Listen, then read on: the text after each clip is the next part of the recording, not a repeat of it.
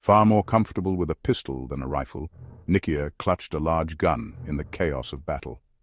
She had unleashed Iku a few times, eliminating several insurgents, but held back a full outburst to avoid drawing suspicion.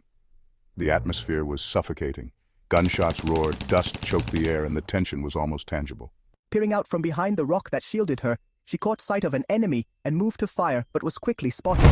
Bullets whizzed past her, some hitting the ground and kicking up dirt that stung her face.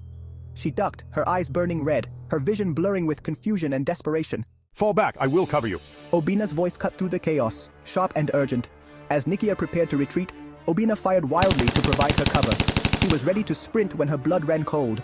A metallic clink reached her ears, and something thudded into the dust near her. It rolled a few centimeters, stopping right by Obina's feet. Nikia's heart seized in terror. "Grenade! Obina, run!" She screamed, but the warning came too late. The explosion rocked the battlefield, filling the air with a blinding white flash. Her surroundings, already blurred by dust and fear, vanished into a blinding void. Blood and pieces of Obina's body splattered across her face. Nikia's mind fractured. Grief, rage, and shock collided into a storm of agony. The echoes of gunfire and explosions faded, replaced by a high-pitched ringing that drowned out the world. Staggering out from behind her cover, she found herself in the open, completely exposed.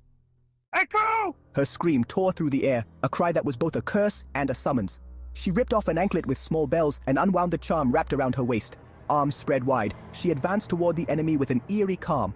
Bullets zipped past her, as if her attackers were deliberately missing. A dark shadow enveloped her, and the air grew thick with the stench of death.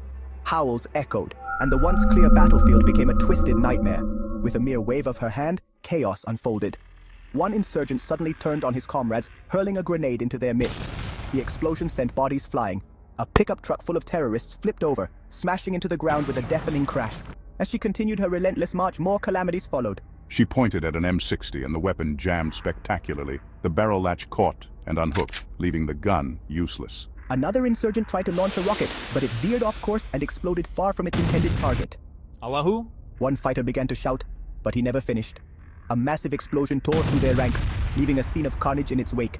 Those who survived the blast started to flee, their courage shattered. "Attack!"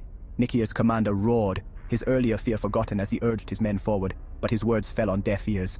The soldiers, eyes wide with horror, were paralyzed, staring at Nikia as if she were a monster. The power she had unleashed was beyond anything they could comprehend. It was not just supernatural, it was malevolent. Nikia did not care. Her grief had morphed into a cold fury, and none of these terrorists would escape. One of them, driven mad by terror, took his own life. Another tried to escape in a truck, but lost control, crashing into his fellow insurgents. A third aimed at Nikia with shaking hands, squeezing the trigger repeatedly. He missed, and as he fired again, the rifle's recoil smashed into his face, sending him sprawling onto jagged metal shards. The others, witnessing the gruesome fates of their comrades, began to kill themselves out of sheer desperation.